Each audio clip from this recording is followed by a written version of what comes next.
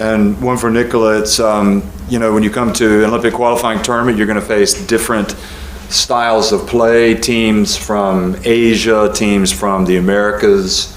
What are your thoughts looking ahead to not only playing strong teams that like Italy, but going up against very strong teams from the Americas like the Dominican Republic, who are at the FIBA Basketball World Cup, and obviously the Philippines, where basketball is number one.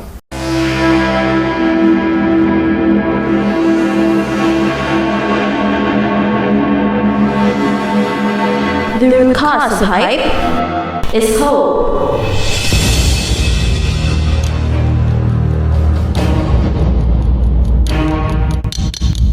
Isa na namang gwapo at gwapang araw sa inyong lahat.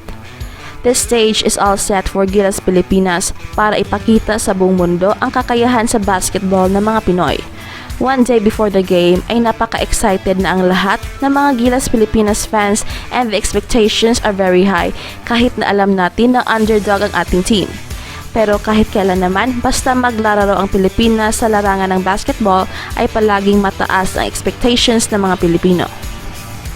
Our game against Serbia promises to be a great one. Bakit? Because both teams are in a transition.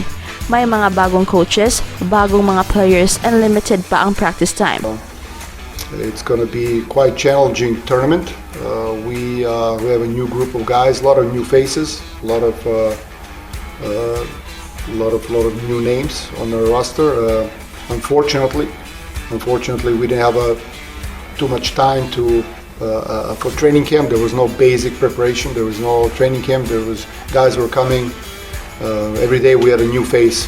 And that made this game very interesting dahil both teams ay hindi pa tested as a group dahil ang Team Serbia ay kakabuo lang at napakaraming mga baguhan sa kanilang team, and that made them a little bit vulnerable dahil sabi ng kanilang coach ay bawat araw ay merong bagong player na papasok sa kanyang team. But I'm pleased with the fact that we have 12 guys in a bubble, the best group that we can put together, and I'm excited. I know guys are excited, and we'll give our best to play the best basketball we needed. That's going to be starting tomorrow. But with the talent level of the Serbian team, ang ating Gilas team ay dapat maglalaro ng isang perfect game to beat the world number 5 Serbia. But in terms of chemistry, ay siguro naman merong advantage ang ating team dahil halos 2 buwan na silang nakakasama in a bubble at kitang-kita naman ang kanilang samahan na napaka-close, and their friendships are glaring that will surely lead to a better chemistry inside the court. But what made this very interesting is the way both teams play. There's a lot of good teams, a lot of good players here, also some teams that are playing some different leagues, maybe that we don't know so much, so it's going to be maybe some clash of styles, or I don't know how to say it better, but I think if we present our A game, I think we are the best team on the tournament, and we're going to try to prove that. Alam naman natin ang Serbia, they play the European style na kung saan merong constant ball and player movement. At sa panayam sa isang Serbian player, sinabi niya na different style daw ang Serbia at Pilipinas.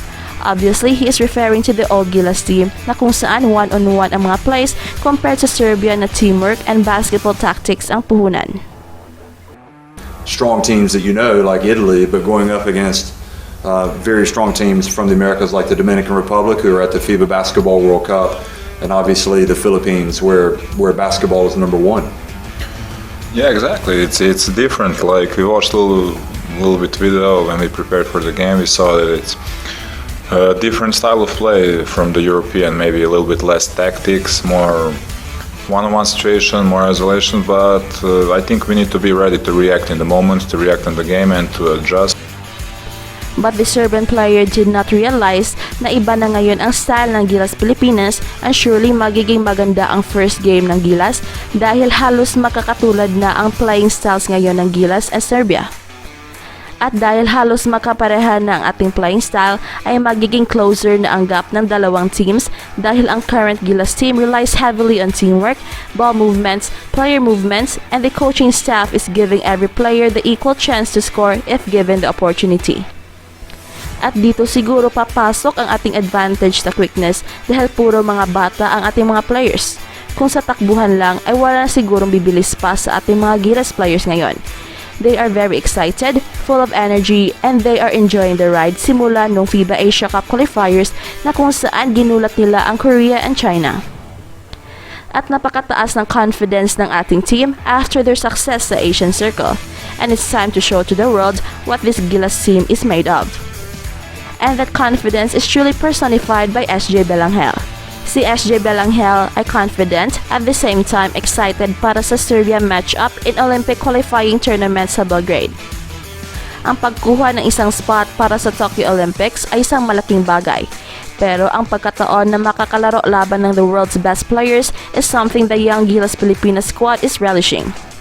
For me, sobrang excited ko talaga knowing na Serbia and Dominican Republic yung kalaban.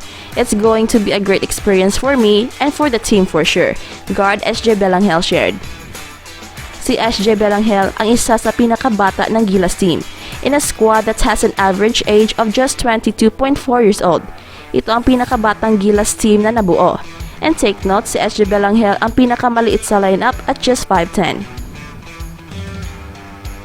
Pero sino naman ang makakalimot sa kanyang sensational buzzer beater na nagpanalo ng Gilas kontra Korea 81-78 sa unang laro ng Gilas sa Clark para sa FIBA Asia Cup qualifiers? Of course, ang competition sa Belgrade ay ibang level na ito.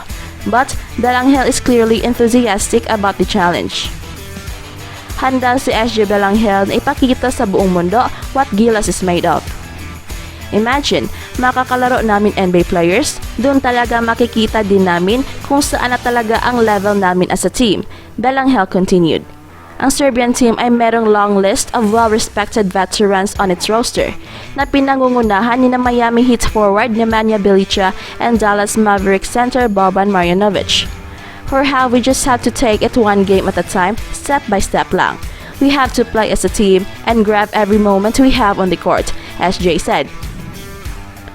Kahit na ang Gilas lineup ay merong injured players na sina Dwight Ramos, Ange Kwame and Carl Tamayo, ayon sa 22-year-old na si SJ Belanghel na naniniwala siya sa basketball tactics ni Coach Tab Baldwin. Sa amin, nandyan na yung confidence. We just have to stick together and trust the system of Coach Tab, he added. Ang Gilas Pilipinas ay maglalaro kontra Serbia sa July 1 Huwebes at laban naman ng Dominican Republic sa July 2 Biyernes. Get the chance to win this brand new iPad just by watching this video from start to finish without skipping. At pag-aabot na tayo ng 100,000 subscribers ay ipamimigay na namin ang aming napakagandang giveaway. Gusto mo bang manalo sa ating promo? Well, huwag kalimutan mag-subscribe sa ating channel, like this video, and share it sa mga social media sites. And lastly, don't forget to make a positive comment about our video and done. You can be the lucky winner. But wait, paki-subscribe na rin sa ating bagong channel na may sports balita para sa mga mahilig sa sports, hindi lang sa basketball. Peace out!